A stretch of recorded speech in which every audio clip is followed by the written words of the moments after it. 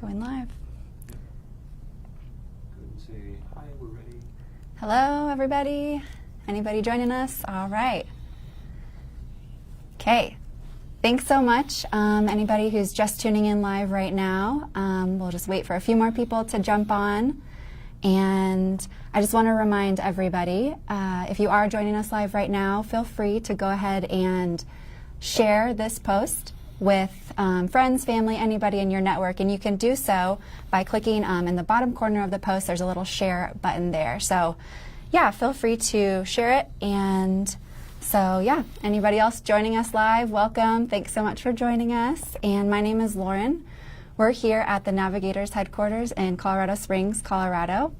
And here with us today we have NavPress author Jason Hague, and we're going to be talking about his upcoming book release, Aching Joy.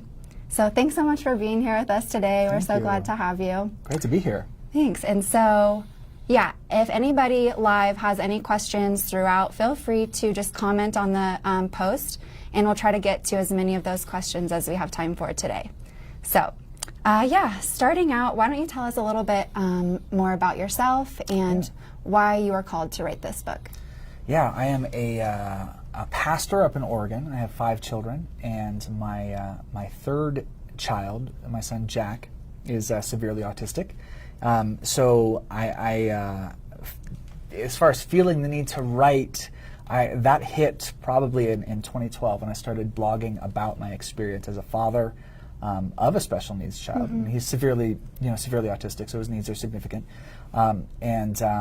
It became a sort of healing thing for me. I mean, it was difficult, it hurt to write, but it was also cathartic. It was a way for me to just sort of process through my own journey, walking through my own sort of depression season. So I didn't want to write that. I didn't set out to do that, but it just started, I realized people were wanting to read it. They were wanting to get a dad's perspective, and they were wanting somebody to be honest about this kind of issue.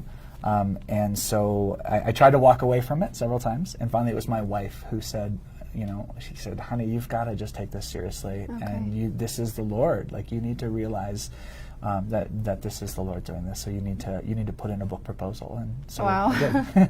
That's great. So would you say there's like one main or one specific audience, or is there like a general population you feel like Aching Joy would really relate to?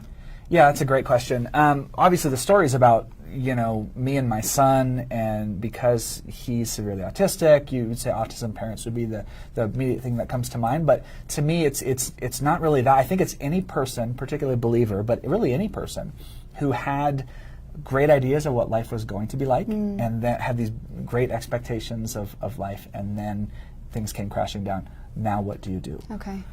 So that, I think there's a lot of, that happens a lot of times when people have children. Sometimes it happens before, sometimes it happens after. But a lot of times when people have children, they realize this is harder than I thought, or there's health issues, or it could be a myriad of things. But that, I think, is my target. Yeah, and I think too, you mentioned in the book talking about walking through the land of unanswered prayers, and so I think anybody who doesn't have children or anything like that could really resonate with that as well. Absolutely. And you do talk about one thing, kind of, I think you call it broken daydreams, and you mentioned, so, life is, you're living life different than you anticipated or expected. Do you have any encouragement for people maybe walking through that season? Yeah, when you have, when things just crumble, when you have these glowing expectations and then they break down for one reason or another, it feels like a lot of times, especially for men, because they don't process it really well. I mean, for women too, but I think guys are more inept at dealing with things that are emotional. And so they don't want to let it out. And in my experience, for example, in the online autism community, you have probably thousands of mom bloggers talking about this issue.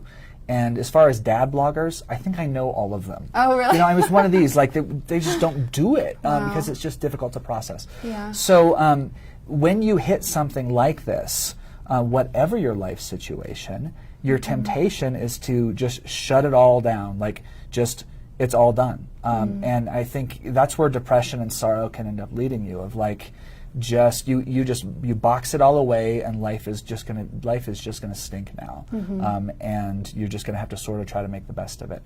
And what I would say is that's not true. You do have to let go of some of those things that were unrealistic. But the Lord can breathe new life into hope, and He can give you new hopes and new dreams in the process.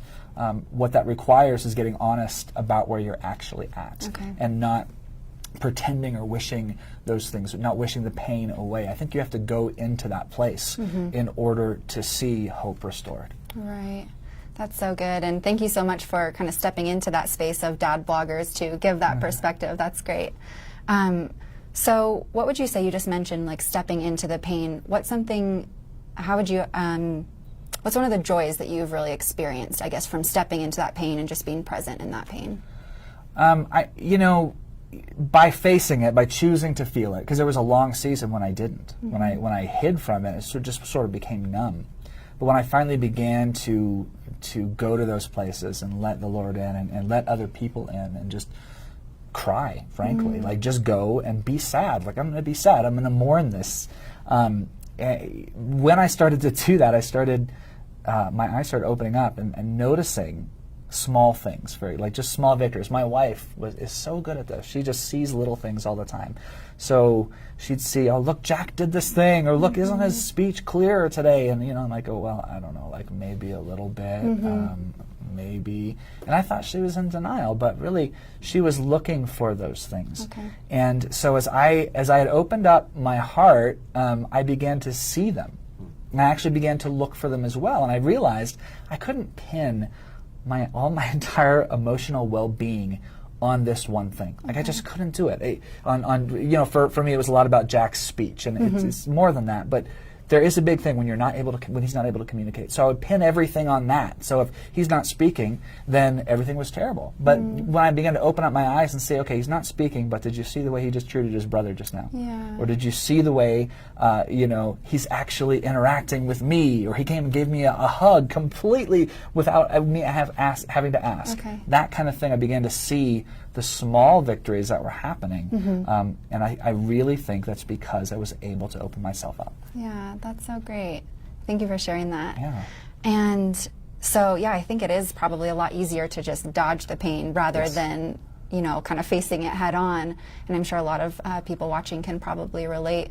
Is there any advice you have for readers and for those watching now, kind of any initial steps of how to dive into that? Yeah. I think the first, what I did is I had it out with God. I'll be honest. I believed in the goodness of God, but Jack's diagnosis had dovetailed with two other really difficult crises in my life.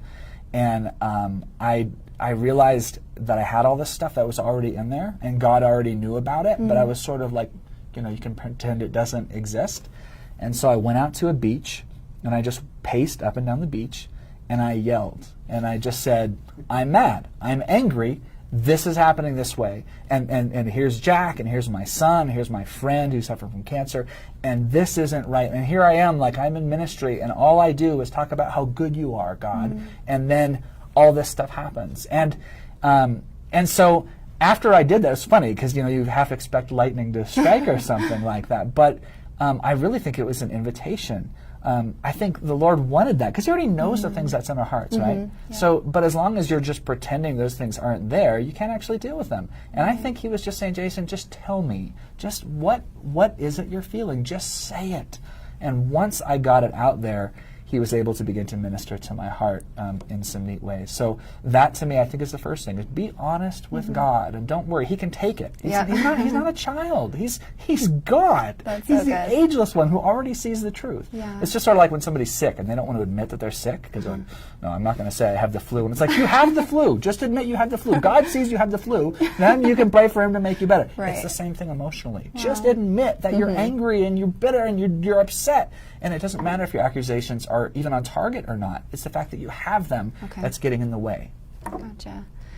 Yeah, that is really refreshing to just kind of, face it head on and just take it up with God, like you said. That's what David did all throughout the Psalms. Yeah, yeah. So there's one chapter in your book titled The Penguin Incident. Yes. And I was wondering if you could just tell us, kind of unfold that story a little bit, and then Absolutely. what it meant to you. Yes. Well, when my son was, he was turning 8 years old, so he had been, diagnosed 5 years earlier. And the one thing that had always been, my biggest prayer for him was, Lord, let him understand how much we love him. Like that, when he's never saying anything and, not interacting, it just always just bruised my heart, because I'm like, I feel like we have these moments, but it's just me. And I'd walk him into school every day, and you try to tickle him and all these things, and so you might get a 1 or 2 seconds of reaction out of that, and that's all. So that had always been my biggest prayer, is like, Lord, I want him to know how much we love him. So he was at school one day. He was in the school library, and he had grabbed this book and actually snuck it into his backpack, and which in itself is funny. So he really likes this book, and so he goes home and he opens it up and he starts saying some things. And my wife jumps on the phone and she's like, "You've got to come home and see what you've got to hear this. Like, come." So I left, and I get over to my house, and he's got this book, and it's a book for really like 2 and 3 year olds. Okay. He's 8, and it's this big red cardboard book, and I think it's called I Like It When. And it's got on every page it's the same thing. You have a big penguin and a little penguin, and they're interacting and they're playing together. So you flip the page, and the first one's like, I like it when we take walks together or whatever, and it's all of these things. So here he is, he's sitting up on his top bunk, and he's got the biggest smile on his face, and he's got his legs crossed, and he's just staring at this book, and he's laughing, and I see him. And Sarah says, "Hey, Jack, tell Daddy what. So I walk over, and he's laughing, and he looks at it, and he sees the 2 penguins walking and holding hands, just like we do every morning at school. And he says, Jack and Daddy. It'll make me tear up on this. Every single time I tell him. this. Too. It warms my heart so much. He flips it, and the next one, I like it when you tickle me. And he laughs some more. He looks at me and goes, Jack and Daddy. And he's hitting the little penguin and the big one. Every time, every single page, Jack and Daddy, Jack and Daddy. And he had no conceptual language like that at all. Wow. So it was completely out of the blue. And it was a major thing. I mean, I just lost it. I was just a puddle. Yeah. And so for him to be able to say that, he was telling me, Dad, I get it. I get us. I get our relationship. And to use a book like that in that way was so, so beautiful. And that has really changed our relationship. And it's not like there's been one breakthrough after another after that. But we have a connection now, and now I know that he knows it. Yeah, that's so good. That's amazing. And just to kind of see, through all these hard situations that you and your family have been going through, and just kind of that little glimpse of, that he is getting it from you. That's so great. And there's definitely a lot more examples and stories like that in your book as well. So let's go ahead and take one question we have from social media. And let's see. So Amanda asks, what was the first question you took to God after Jack's diagnosis? Why don't you fix this? It wasn't even like, why is it this way? I guess I didn't really have too much of that. I mean, a little bit, but it was more of like, Lord, I know you're good, but I know you have the power, so why don't you just make this all better? And you didn't feel like you heard anything from that? I still don't know.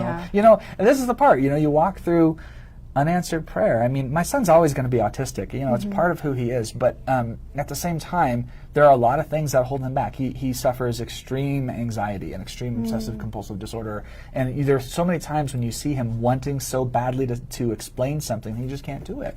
So yeah, there's still times I'm like, Lord, why don't you just loosen his tongue? Why don't you just give him the ability to speak and to be calm and say what he needs to say? Right. So I absolutely still struggle. I'm still living in the land of unanswered prayer. Right. I've just learned to live in the tension and not let it grind me down anymore. Okay. Yeah, that's so good. And so you talk a little bit about, there's one path where we can just kind of lower our expectations of hope, and then another path, and then aching joy is kind of that third option. Yeah. So could you explain that a little bit more of how you would kind of get into that? Yes. I think it's interesting. This happens a lot in church life, I've realized, that when we're going through something, there's a temptation to pretend that everything's fine because we've got the joy down in our heart, because we're, the little songs you sing in Sunday school, like I'm inside, outside, upside, downside, happy all the time, And so I think some of that carries over, and we think we have an obligation to put on this really good face. And, I grew up in the Bible Belt, so you'd come to church and how are you boys doing? And the answer was, we're doing fine. That's just the expected thing. Right. So when you come into crisis, will you carry that over? A lot of people want to carry that over of like, I'm gonna talk myself into being fine. I'm just gonna be brave and I'm fine. Everything's fine. When really they're not. Or you can just sort of, all right, I'm not gonna hope for anything anymore. I'm not gonna let my heart break again. I'm just going to just sort of protect myself, to numb myself. There's all different ways that we do it, to throw myself into addiction so I don't have to face it, all these different things. So you can either, go full bore into I'm just going to make it work, or full bore into life is just going to be terrible.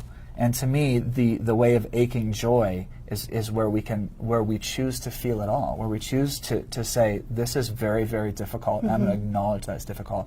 I'm going to acknowledge my doubts with God. I'm going to acknowledge my fears. I'm going to acknowledge my pain, both before Him and to myself. Right. And so I'm going to do that. But in the process, something amazing happens, that we're able to begin to discover new joy. And again, it doesn't always happen quickly. Sometimes it's a process. But, you can't numb just one side of your heart. You can't just anesthetize yourself to pain and then expect to feel joy. Right. You either shut it down or you leave it going. So to me, the aching joy is having the courage to go into the pain and to embrace it, and then from there being willing to embrace hope. And that can be scary. That can be a terrifying thing. Right. But being willing to embrace it and see the goodness of God and to acknowledge the goodness of God, acknowledge the victories wherever you see them. Yeah, and that's so good. I love what you said about courage. It is going to be hard, it is going to be tough, but taking the courage to be able to then experience those joys within that. So that's so great. So one other question, what would you say is one main thing for readers that you would want readers to take away from Aching Joy? That it's okay to struggle. Okay. Yeah, that it's okay. That's so good. You don't have to pretend. You don't have to, there's one of the things we hear all the time in the autism community. I know other people hear it too, but people will tell you, God never gives you anything you can't handle. And it's just not true. It's not true. It's a theological dumpster fire of a statement. It really is. Why would we ever think biblically that we can just handle everything that comes to us? No, the entire point of redemption is that we can't do this ourselves, that Christ comes alongside us and gives us the strength, and that we can't walk alone even. We're not strong enough there, that we need community.